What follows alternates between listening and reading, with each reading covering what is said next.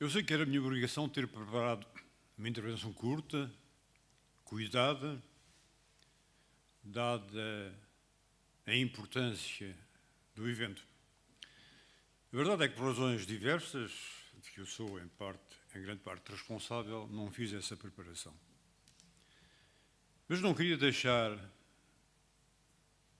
de vos dirigir umas poucas palavras, porque entendo que as devo, sobretudo, à memória de um homem que foi meu colaborador, meu leal colaborador, meu crítico e, muitas vezes, um referencial de estímulo, que é Abdias Ferreira. Um homem qualquer é sempre uma unidade, uma continuidade, uma personalidade ameaçada pela finitude e que a finitude normalmente faz progressivamente desaparecer. É pelo menos isto que se diz. E eu creio que isto é verdade para muitos homens, mas não é verdade para todos os homens. Há homens, pela sua ação, pela qualidade ética da sua ação, pela sua competência, pela doação ao serviço comum, ao serviço público, ao bem comum, nos fazem lembrar aquilo que Yourcenar disse uma vez. Só sabemos quanto amamos, quanto apreciamos uma pessoa quando essa pessoa partiu. Eu creio que, não sendo exceção, também eu, que muito apreciei Abdias Ferreira, apreciei-o sobretudo, depois de ele ter partido. Porquê? Porque foi obrigado a debruçar-me sobre as obras dele, a refletir no seu exemplo e, infelizmente, a ver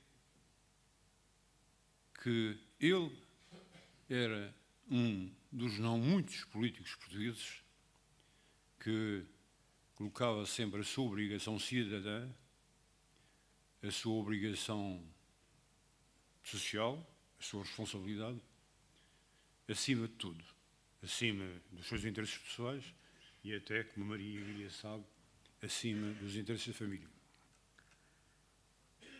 Homenageá-lo hoje, eu acho que é bonito, mas é sobretudo, a meu entender, um ato de responsabilidade e um ato de justo agradecimento pela sua ação, pelo aquilo que dedicou ao país, pelo seu trabalho geral, político e também intelectual. Vivi com ele o tempo do sonho, o tempo da esperança que a União Europeia, na altura não a União Europeia, fosse bem aquilo que sonharam os muitos filósofos e outros intelectuais sobre uma Europa que não fosse periodicamente percorrida por rios de sangue,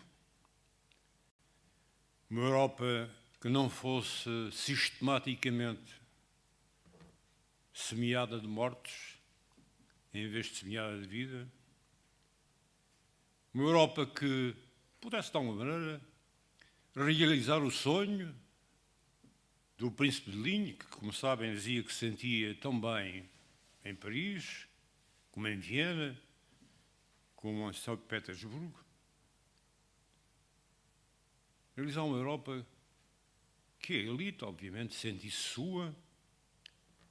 sua na cultura, sua no presente, sua no futuro, mas ele que tivesse capacidade de fazer com que todos os cidadãos, todos, acabassem por sentir também isso.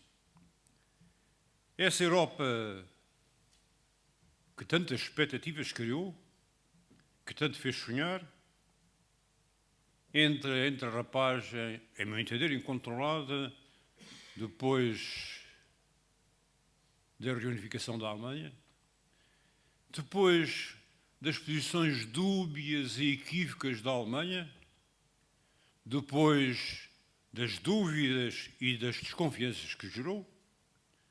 Eu estou-me a lembrar que as desconfianças foram tão grandes que levaram a Inglaterra e a França elegantemente a manifestarem algum desagrado, a Polónia, mais rusticamente, a manifestá-lo também. Mas, maior que isso, mais significativo que isso, é aquilo que os franceses fizeram. Depois de acabada a Guerra Fria, depois de tornada teoricamente inviável, ou pelo menos pouco provável, a transformação da Alemanha num campo de operações militares, eles modernizaram os seus mísseis nucleares, os mísseis Hades, que eram mísseis de curto alcance, que pouco mais poderiam ir além do território alemão. Eles procederam à sua modernização perante a surpresa e o espanto de muita gente. Esta Europa equívoca, esta Europa de suspeições, em vez de se consolidar, alargou-se, e isso também se tornou equívoco, dado o papel e os propósitos da Alemanha na Primeira e Segunda Guerra Mundial, ser uma grande potência continental aberta naturalmente ao leste. E isso levou, infelizmente, como todos temos conhecimento, a um terceiro tempo, que é o tempo do desagrado, o tempo do divórcio das populações em relação ao projeto europeu. Vimos crescer de uma maneira assustadora, preocupantemente assustadora, a desconfiança no projeto europeu,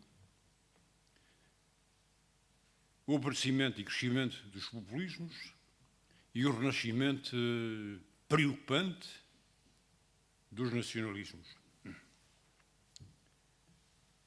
E vimos uma Europa incapaz de responder a tudo isto.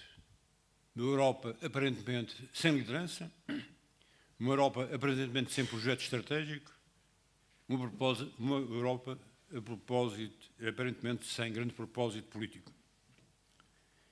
E entramos na fase atual, que certamente vos foi bem referida aqui, que é uma fase, enfim, que eu diria de sombra. Esperemos que não seja de sombra de ocaso, mas que seja uma sombra de noite que, como disse o padre Manuel Antunes, nos prometa uma nova aurora, uma aurora de renovada esperança, de renovada realização.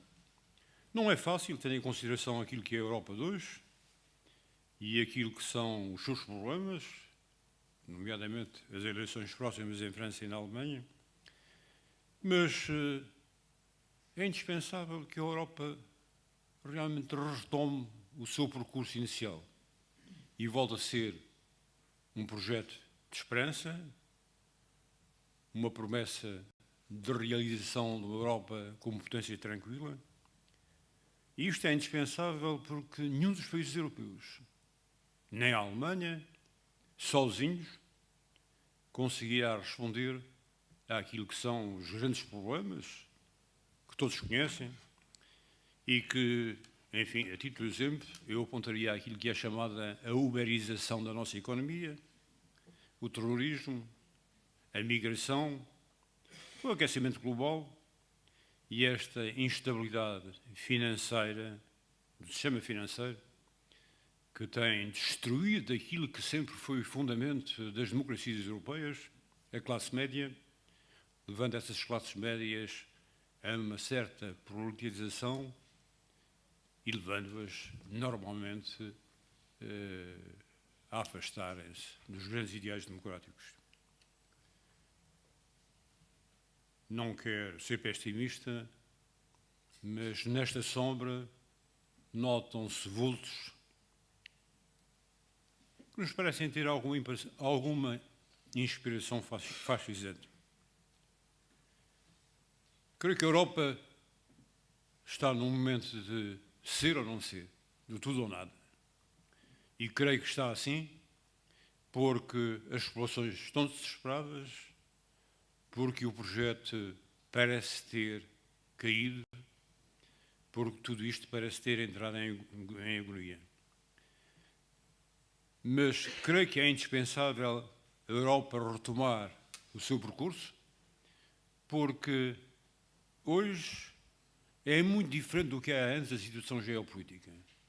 Hoje estamos a voltar a uma espécie de Guerra Fria. Hoje, de novo, os Estados Unidos se rearmam de uma maneira impressionante.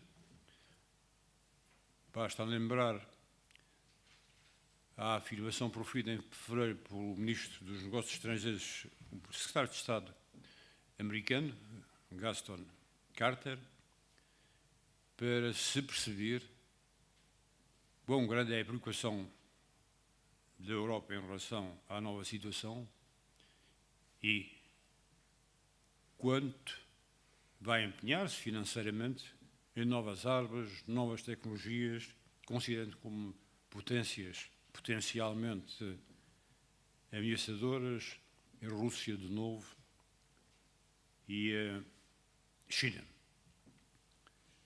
E, enfim, os geoestrategas e os políticos que têm as responsabilidades nesta altura olham para a situação e dizem que não é improvável, ou antes, não é impossível, embora não seja muito provável, que possamos ter, inclusivamente, uma derrapagem política que termine num conflito nuclear. A Europa, portanto, a meu entender, tem que se reencontrar, tem que se refazer, tem que, sobretudo, voltar a ser a Europa da esperança, a Europa dos europeus, o sonho do futuro. É necessário, repito, que esta sombra acabe numa nova alvorada. E queria acabar dirigindo as minhas felicitações a todos quantos protagonizaram este evento, mas muito em especial ao professor Paz Ferreira, que desde há muitos anos, desde há muito tempo, tem dedicado a esta questão, que é uma questão fulcral para a Europa e eu acho que é uma questão de vida ou morte para Portugal, muito do seu esforço, muito da sua inteligência, muito da sua capacidade de iniciativa. Repetidamente tem tratado esta questão, repetidamente tem levado ao seu tratamento muitos dos portugueses mais ilustres e tem tido aquilo que me parece muito importante, é fazer com que neste longo processo, para nós é vital, entendo eu, não percamos a memória e tenhamos como norteamento os exemplos daqueles que este projeto tudo dedicaram, obviamente tudo dedicando a Portugal, para neste projeto se realizar, que é o caso de Medeiros Ferreira. Parabéns, Paz Ferreira, parabéns, Maria Emília.